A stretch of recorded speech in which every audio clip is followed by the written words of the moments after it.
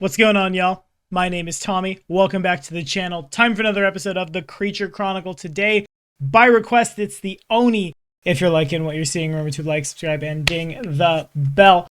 I should record these intros back to back. I don't have any knuckle pops left in me. Damn it!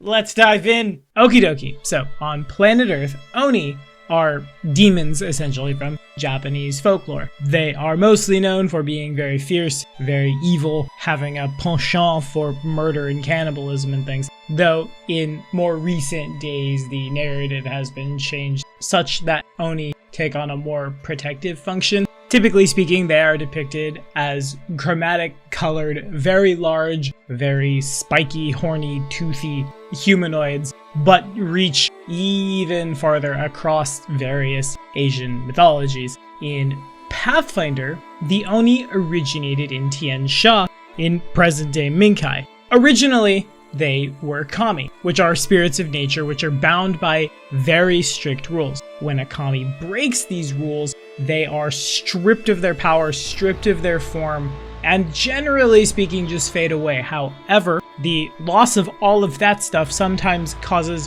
one to be overtaken with bad feelings such that they will will themselves into a physical form mimicking humanoids and become Oni. Oni become obsessed with their newfound physical form and revel in all of the pleasures that come from there, with the power to shapeshift, with the power to regenerate, with the power to beat people over the head with very large sticks, and generally with a host of magical powers as well. Traditional Oni society believes that mortal kind doesn't appreciate those things which it takes for granted, and so it's up to the Oni to punish them for that. Fun. Said philosophy is built on three tenets. The first, Meikaga, dominance, Kadekaga, punishing the undeserving, and Sukaga, hedonism. These are the three things that are the most important in stereotypical Oni culture, with hedonism being at the top.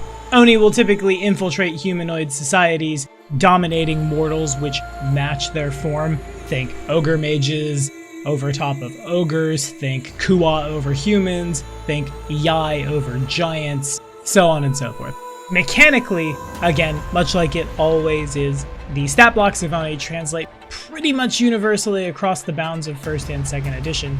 Generally speaking, you're looking at very strong beings with a lot of innate magic, which is typically used to alter their appearance, make them invisible, or have something on flavor for the type of Oni which they are. For example, the Fire Yai can cast invisibility at will, targeting only the self, and has a boatload of primal innate fire spells, as well as the ability to fire a missile of fire from their third eye at folks and turn into smoke for 2 actions, flying up to their fly speed, which you wouldn't expect him to have innately, but here we are. It sickens the hell out of people when they fly through smelling bad, as you might expect.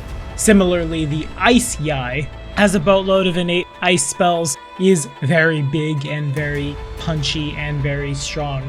Almost all of the Oni have unique reactions as well. The Water Yai's shocking douse. When a creature within 100 feet would cast a fire spell, the Yai attempts a performance check to counteract it. If they do so, the triggering creature takes 9d6 points of electricity damage from the electrified water that is dumped upon them. That's hilarious. Ice Yai, when targeted by ranged strikes or spell attack rolls without the fire trait, can create a reflective blockade of ice, which grants them a +4 circumstance bonus to AC. If this causes the thing to miss, the Ice Yai can redirect the attack to another creature within 20 feet.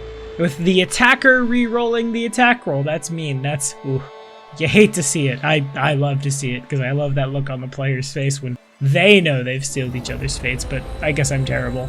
But at the table, I think what that all shakes out to is, generally speaking, wolves in sheep's clothing, but the wolves are really fucking strong and really fucking angry. The smallest of the Oni within the bounds of 2nd edition Pathfinder, the Onidoshi, is level 8. There were some smaller ones which ran the gambit throughout 1st edition. I get the sense we'll see more Oni as the longer that 2nd edition exists, but these are terrifying mid to pushing late game threats that I think serve great purposes as surprise bosses out of nowhere. You probably smell them from a mile away, even if they're not using their turn into a smoke cloud and gaseous form away. Innately drawn to sex, drugs, and rock and roll, the places in which they hang out. Almost certainly easy to find, almost certainly very loud. And then the party puts their foot wrong and they offend someone who can suddenly become double again their size, fly, become invisible at will, change shape into a different form to surprise them somewhere else as they're running out the front door of the place, and here's some random person that they've met and they definitely trust that the Oni has also seen and has altered self into, and then suddenly here comes the wall of fire or whatever spell. It has all of the surreptitiousness of your standard issue illusion bosses with a lot of strength in-house to back it up without necessarily having to grab like enforcer type monsters. Within the bounds of 1st edition, you can also include Oni in your campaign by rolling up an Oni spawn tiefling. You can follow this card right up here if you'd like more information about what that might look like. It's surprising to me we haven't seen that within the bounds of 2nd edition yet. Again, I get the sense it's around the corner.